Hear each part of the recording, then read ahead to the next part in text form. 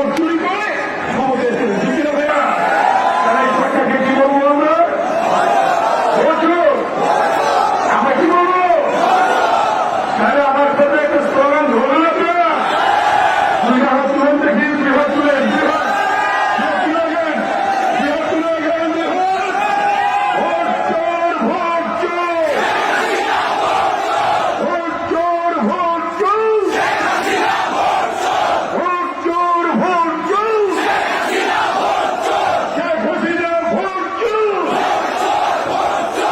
শেখ হাসিনা ওই মৌচাক, ওই কুখ্যাত সচিবালয়, ওই নতুন কলেজ, ওই দৈনিক বাংলা রাজারবাগ, শেখ হাসিনাকে দেখিয়ে দাও।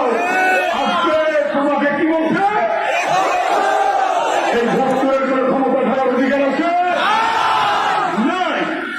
এই ভোট চোরের ক্ষমতা থাকার অধিকার নেই। তাই আজকে জোর করে ক্ষমতা থাকার জন্য আজকে ছাত্র দলের নেতাকে হত্যা করেছে, যখন কুচ্ছারিকের প্রতিবাদে প্রতিবাদ করেছে স্বেচ্ছাসেবক নেতা হত্যা করেছে রোহিতকে। তাই আজকে এই হত্যার বিচার করতে হলে তো প্রথমেই এই সরকার প্রধানকে আসামি করতে হয়। ঠিক না? আমার ভাই, আমার ভাই নুরাল, আমার ভাই রহিম মৃত্যুর পূর্ব মুহূর্তে গুলিবিদ্ধ হয়ে কাঁদতে কাঁদতে বলেছিল, আমার রক্তের ঋণ তখনই শুরু হয়ে যখন দেশের মানুষ ভোট দিতে পারবে, গণতন্ত্র পুনরুদ্ধার হবে, যখন বিদ্যুতের মূল্য কমবে, লোডশেডিং বন্ধ হবে, সেই ভাইদেরকে আজকে হত্যা করেছে। তাই আমরা এই ঢাকার রাজপথে জনগণে বেরিয়ে এসেছে।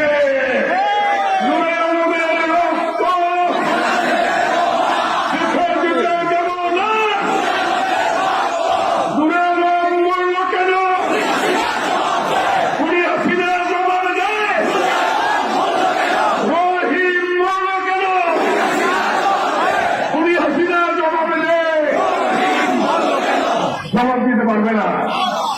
একদিন এই সরকার প্রধান হাসিনা কি এই মামলার আসামি হইতে হবে।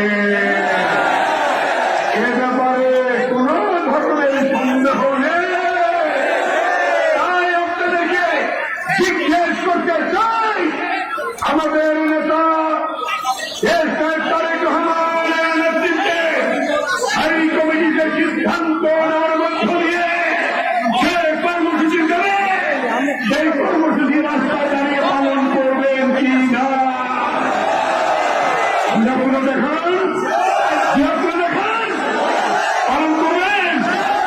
একবার দুই হাতে তালি দিয়ে দেখান, দুই হাতে তালি দিয়ে দেখান।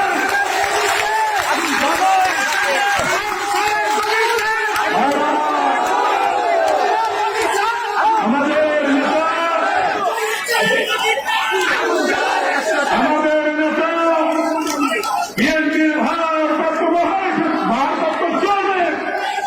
বিএনপির ভারপ্রাপ্ত চেয়ারম্যান তারেক রহমান একটি বক্তব্যের উদ্ধৃতি দিয়ে আমি বলতে চাই, তারেক রহমান বলেছেন দেশ যাবে কোন পথে ফসল হবে, দেশ যাবে কোন পথে ফসল হবে রাজপথে। আপনাদের মনে আছে বাংলার ভাষা আন্দোলনে তাদের রক্তের বিনিময়ে এই বাংলাদেশে মায়ের ভাষা প্রতিষ্ঠা হয়েছিল। ঠিক কিনা? শিক্ষা আন্দোলনে বাংলার রক্তের বিনিময়ে শিক্ষার অধিকার প্রতিষ্ঠা হয়েছিল। মনে আছে আপনাদের? 69-এর গণঅভ্যুত্থান, সেদিন শহীদ আসরের রক্তের বিনিময়ে গণঅভ্যুত্থান সফল হয়েছিল। 71-এর মুক্তিযুদ্ধ, মহান স্বাধীনতা ঘোষক শহীদ রাষ্ট্রপতি জিয়াউর রহমানের ঘোষণার মধ্য দিয়ে, সশস্ত্র সংগ্রামের মধ্য দিয়ে, অনেক রক্তদানের মধ্য দিয়ে সেদিন সেই স্বাধীনতা আমরা পেয়েছিলাম।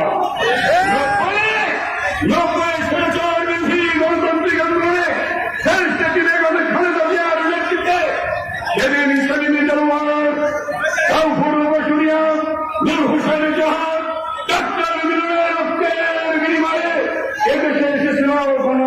নয়।